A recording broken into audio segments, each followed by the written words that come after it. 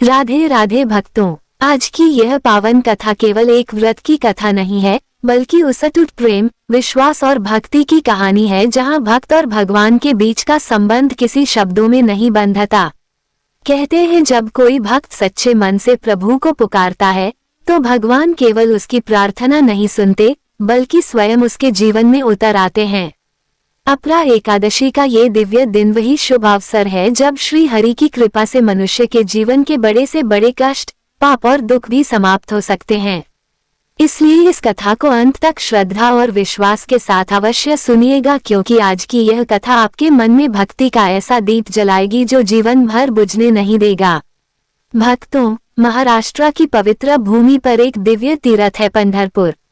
कहा जाता है कि प्राचीन समय में इसका नाम पुंडलिकपुर था। वहीं एक महान कृष्ण भक्त रहा करते थे जिनका नाम था भक्त पुंडलिक। वे दिन रात श्री कृष्ण की भक्ति में लीन रहते थे, लेकिन उनकी सबसे बड़ी पूजा थी अपने वृद्ध माता पिता की सेवा। सुबह से लेकर रात तक वे अपने माता पिता को स्नान कराते, भोजन कराते, उनके चरण दबाते और हर सेवा करते हुए श्री हरि का नाम जपते रहते। एक दिन माता रुक्मिणी ने भगवान श्री कृष्ण से कहा, प्रभु, आपका ये भक्त आपको कितना प्रेम करता है, क्यों ना उसकी भक्ति की परीक्षा ली जाए। भगवान मुस्कुराए और स्वयं रुक्मिणी जी के साथ भक्त पुंडलिक के घर पहुंच गए। उस समय पुंडलिक अपने माता पिता के चरण दबा रहे थे। तभी द्वार पर दस्तक हुई। पुंडलिक ने भीतर से पूछा, कौन? बाहर स्वयं श्री कृष्ण खड़े थे, लेकिन पुंडलिक उस समय माता पिता की सेवा को ही सबसे बड़ा धर्म मान रहे थे। उन्होंने तुरंत उठकर द्वार नहीं खोला। पास पड़ी एक ईंट भगवान की ओर सरका दी और फोल्डेड हाथों से बोले, प्रभु, कृपा करके कुछ क्षण प्रतीक्षा कर लीजिए, पहले मैं अपने माता पिता की सेवा पूर्ण कर लूं। भक्तों, ये सुनकर भगवान श्री कृष्ण भाव विभोर हो उठे। उन्हें अपने भक्त का ये प्रेम इतना प्रिय लगा कि वे उसी ईंट पर खड़े होकर प्रतीक्षा करने लगे।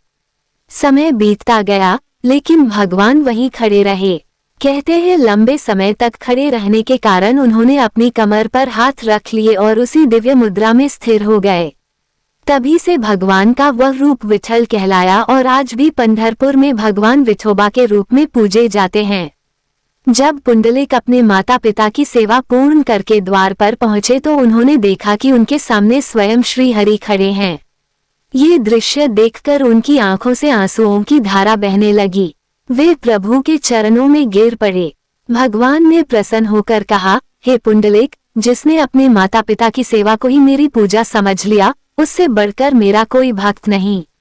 भक्तों, यही कारण है कि कहा जाता है माता पिता की सेवा करने वाला मनुष्य स्वयं भगवान की कृपा का अधिकारी बन जाता है। भक्तों, भगवान श्री कृष्ण ने युधिष्ठिर महाराज से कहा, हे राजन, अब मैं तुम्हें उस पवित्र अपरा एकादशी का महात्म्य सुनाता हूँ जिसके प्रभाव से मनुष्य के जन्मों जन्मों के पाप भी नष्ट हो जाते हैं। भगवान बोले, ज्येष्ठ मास के कृष्ण पक्ष में आने वाली यह एकादशी अपरा और अचला दोनों नामों से प्रसिद्ध है। जो मनुष्य श्रद्धा और नियम के साथ इस व्रत को करता है, उसे अपार पुण्य की प्राप्ति होती है और उसके जीवन के दुख धीरे धीरे समाप्त होने लगते हैं। भगवान श्री हरि आगे कहने लगे, हे युधिष्ठिर, इस संसार में मनुष्य जाने अनजाने अनेक पाप कर बैठता है। कोई छल करता है, कोई झूठ बोलता है, कोई दूसरों का अपमान करता है, तो कोई अपने स्वार्थ के लिए अधर्म का मार्ग चुन लेता है। लेकिन जो व्यक्ति सच्चे मन से पश्चाताप करते हुए अपरा एकादशी का व्रत करता है, उसके बड़े से बड़े पाप भी श्री हरि की कृपा से समाप्त हो जाते हैं। भक्तों, भगवान ने इस एकादशी की महिमा बताते हुए कहा कि माघ मास में प्रयाग स्नान करने से जो पुण्य मिलता है, शिवरात्रि पर काशी में व्रत करने से जो फल मिलता है, गया में पिंडदान करने से जो पुण्य प्राप्त होता है और सूर्य ग्रहण के समय दान करने से जो शुभ फल मिलता है, वही पुण्य अपरा एकादशी का व्रत करने से भी प्राप्त हो जाता है। इसलिए इस दिन को अत्यंत दुर्लभ और चमत्कारी माना गया है। भगवान बोले, जो भक्त इस दिन उपवास करके भगवान वामन और श्री विष्णु की पूजा करता है, उसके जीवन के दुख दूर होने लगते हैं।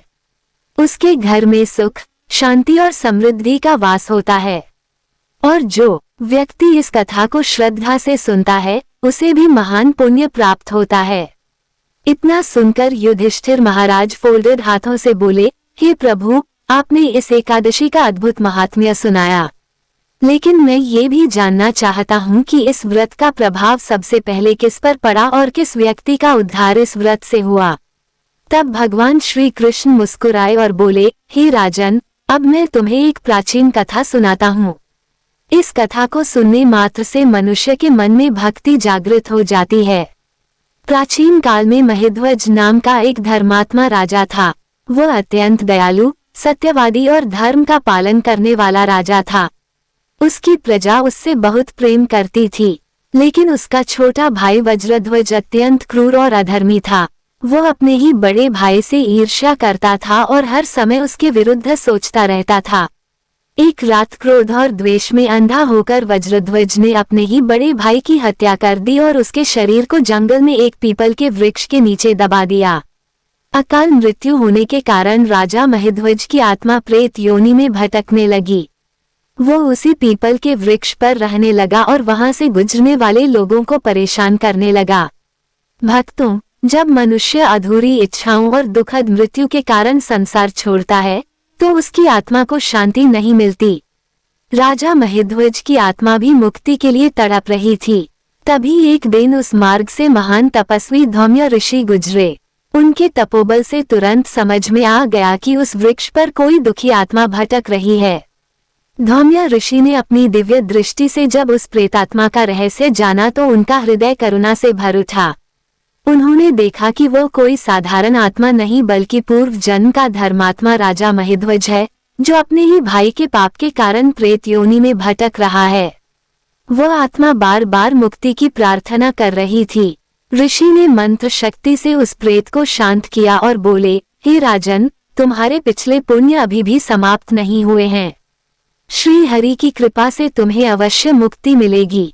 ये सुनते ही प्रेतात्मा की आंखों से मानो पश्चाताप के आंसू बहने लगे। वर्षों से भटकती आत्मा को पहली बार आशा की किरण दिखाई दी। भक्तों, अगले दिन ज्येष्ठ मास की कृष्ण पक्ष एकादशी थी। वही पावन अपरा एकादशी जिसका महात्म्य स्वयं भगवान श्री कृष्ण ने बताया था। धौम्य ऋषि ने संकल्प लिया कि वे ये व्रत राजा की मुक्ति के लिए करेंगे। उन्होंने प्रातःकाल स्नान करके भगवान श्री हरि का पूजन किया, दीप जलाया, मंत्र जाप किया और पूरे दिन निर्जल रहकर भक्ति में लीन रहे। पूरे दिन ऋषि भगवान विष्णु का स्मरण करते रहे और प्रार्थना करते रहे, हे प्रभु, यदि मेरे व्रत, तप और भक्ति में सच्चाई है तो इस दुखी आत्मा को प्रेत योनि से मुक्ति प्रदान कीजिए। जैसे जैसे समय बीतता गया, वातावरण दिव्य होता चला गया। ऐसा प्रतीत हो रहा था मानो स्वयं देवता उस व्रत के साक्षी बन रहे हों। द्वादशी तिथि आने पर धौम्य ऋषि ने अपना संपूर्ण पुण्य राजा महिध्वज को अर्पित कर दिया। भक्तों, जैसे ही अपरा एकादशी के पुण्य का प्रभाव उस प्रेतात्मा को प्राप्त हुआ, उसी क्षण उसका भयानक प्रेत रूप समाप्त होने लगा। देखते ही देखते उसके शरीर से दिव्य प्रकाश निकलने लगा। उसके चेहरे पर अद्भुत शांति आ गई। कुछ ही पलों में वह प्रेतात्मा दिव्य स्वरूप धारण करके आकाश में प्रकट हुए पुष्पक विमान में बैठ गई। उस समय देवताओं ने पुष्प वर्षा की और चारों ओर हरि बोल की ध्वनि गूंजने लगी। राजा महिध्वज फोल्डेड हाथों से धौम्य ऋषि को प्रणाम करते हुए बोले, ऋषिवा, आज आपके कारण मुझे इस भयानक योनि से मुक्ति मिली है। आपका यह उपकार मैं कभी नहीं भूल सकता। इतना कहकर वह दिव्य विमान में बैठकर श्री विष्णु लोक की ओर प्रस्थान कर गए। भक्तों, यही अपरा एकादशी का चमत्कार है। यह व्रत केवल इस जन्म के ही नहीं बल्कि अनेक जन्मों के पापों का भी नाश करने की शक्ति रखता है। जो मनुष्य सच्चे मन से श्री हरि का स्मरण करता है, भगवान उसके जीवन के अंधकार को भी प्रकाश में बदल देते हैं। इसलिए भक्तों, आज के इस पावन दिन पर यदि संभव हो तो भगवान विष्णु का नाम जप अवश्य करें। सच्चे मन से क्षमा मांगें, क्योंकि श्री हरि से बड़ा दयालु इस संसार में कोई नहीं। प्रेम से बोलिए श्री लक्ष्मी नारायण भगवान की जय। अपरा एकादशी माता की जय। भक्तों, भगवान श्री कृष्ण ने युधिष्ठिर महाराज से कहा, हे राजन, जो मनुष्य अपने जीवन में किए गए पापों से सच्चे मन से पश्चाताप करता है और भगवान नारायण की शरण में आता है, श्री हरि उसकी अवश्य रक्षा करते हैं। इसलिए अपरा एकादशी के इस पावन दिन पर भगवान विष्णु की स्तुति, नाम जाप और पाप नाशक स्तोत्र का पाठ अत्यंत फलदायी माना गया है। कहा जाता है कि जब मनुष्य का मन पापों के बोझ से भारी हो जाता है, तब उसे भीतर से शांति नहीं मिलती। बाहर से चाहे कितना भी सुख क्यों ना दिखाई दे, लेकिन आत्मा बेचैन रहती है। ऐसे समय में यदि कोई भक्त सच्चे मन से श्री हरि का स्मरण करे, तो भगवान उसके जीवन का अंधकार दूर कर देते हैं। महात्माओं ने कहा है कि भगवान विष्णु का नाम ही सबसे बड़ा सहारा है। जो भक्त श्रद्धा से गोविंद, माधव, वासुदेव और नारायण नामों का जाप करता है, उसके पाप धीरे धीरे नष्ट होने लगते हैं। भगवान का नाम मनुष्य के जीवन में वैसा ही प्रकाश फैलाता है जैसे घोर अंधेरी रात में दीपक का प्रकाश। भक्तों, इसी संदर्भ में एक अत्यंत सुंदर कथा सुनाई जाती है। एक बार देवर्षि नारद जी बैकुंठ लोक पहुँचे। वहां उन्होंने भगवान श्री हरि और माता लक्ष्मी को प्रणाम किया, लेकिन उनके मन में एक प्रश्न बार बार उठ रहा था। नारद जी बोले, प्रभु, पृथ्वी पर मैं एक विचित्र बात देखकर आ रहा हूँ। कई बार जो लोग पाप करते हैं उन्हें सुख मिलता दिखाई देता है, और जो धर्म के मार्ग पर चलते हैं उन्हें दुख सहने पड़ते हैं। ऐसा क्यों? भगवान श्री हरि मुस्कुराए और बोले, देवर्षि, संसार में जो कुछ भी होता है वो केवल वर्तमान कर्मों से नहीं, बल्कि पिछले जन्मों के कर्मों से भी जुड़ा होता है। लेकिन नारद जी का मन अभी भी शांत नहीं हुआ। उन्होंने कहा, प्रभु, मैंने अपनी आंखों से एक घटना देखी है, कृपा करके उसका रहस्य बताइए। नारद जी बोले, मैं एक जंगल से गुजर रहा था। वहाँ एक गाय दलदल में फंसी हुई थी और सहायता के लिए तड़प रही थी। तभी वहां से एक चोर निकला। उसने गाय की सहायता करना तो दूर, उसी गाय के ऊपर पैर रखकर दलदल पार किया और आगे बढ़ गया। कुछ दूरी पर उसे सोने की मोहरों से भरी थैली मिल गई। थोड़ी देर बाद वहां से एक साधु महाराज गुजरे। उन्होंने गाय को दलदल में फंसा देखा तो तुरंत उसे बचाने में लग गए। बड़ी कठिनाई से उन्होंने गाय को बाहर निकाला, लेकिन इस प्रयास में वे स्वयं घायल हो गए और आगे जाकर एक गड्ढे में गिर पड़े। नारद जी बोले, प्रभु, ये देखकर मैं सोच में पड़ गया कि जो चोर था उसे धन मिल गया और जिसने पुण्य किया उस साधु को कष्ट मिला। ये कैसा न्याय है? भगवान श्री हरि मंद मंद मुस्कुराए और बोले, देवर्षि, संसार केवल आंखों से दिखाई देने वाली बातों से नहीं चलता। उस चोर के भाग्य में तो बहुत बड़ा खजाना लिखा था, लेकिन गाय पर पैर रखकर किए गए पाप के कारण उसे केवल कुछ मोहरें ही प्राप्त हुई। और उस साधु के भाग्य में उस दिन मृत्यु लिखी थी, लेकिन गाय की रक्षा करने के पुण्य से उसकी मृत्यु केवल एक छोटी सी चोट में बदल गई। भगवान बोले, इसलिए मनुष्य को कभी भी अच्छे कर्म करना नहीं छोड़ना चाहिए, क्योंकि पुण्य कभी व्यर्थ नहीं जाता। श्री हरि हर कर्म का फल अवश्य देते हैं, बस समय आने पर। भक्तों, अब सुनिए एकादशी माता की वो अद्भुत कथा जिसे श्रद्धा से सुनने मात्र से व्रत पूर्ण माना जाता है। कहते हैं जहाँ सच्ची भक्ति होती है, वहाँ भगवान स्वयं अपने भक्त की परीक्षा भी लेते हैं और अंत में उसकी झोली कृपा से भर देते हैं। एक गांव में एक वृद्ध माता रहती थी।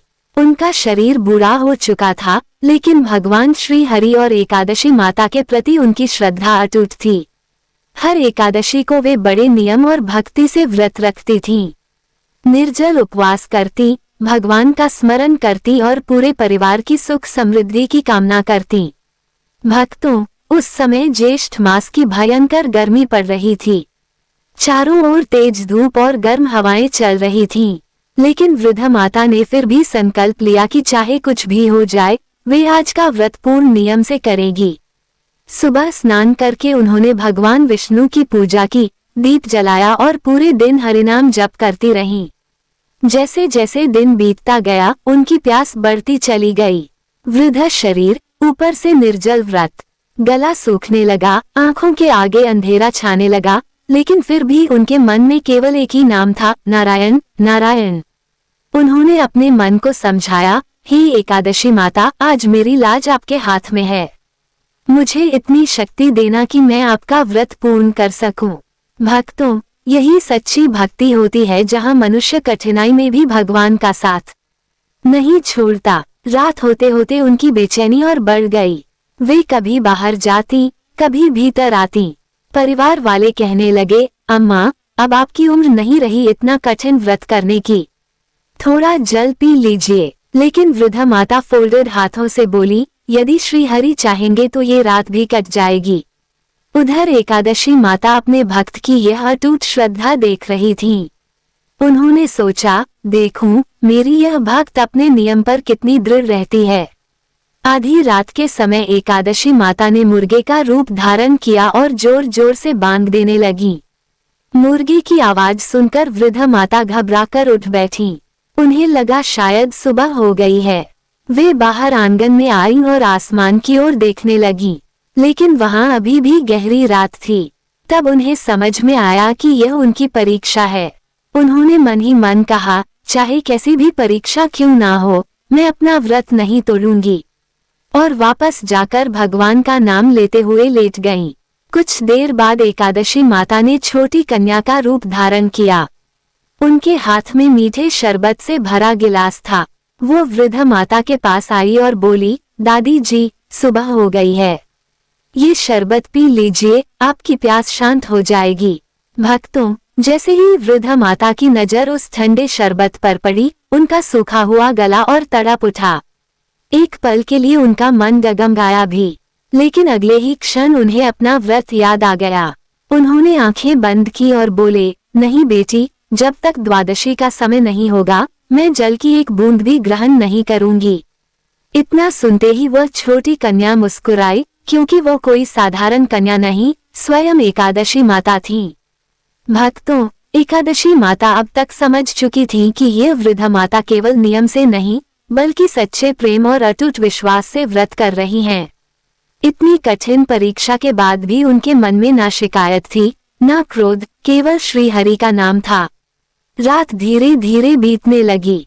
वृद्ध माता कभी भगवान का स्मरण करती, कभी आंखें बंद करके गोविंद, माधव, नारायण का जाप करने लगती।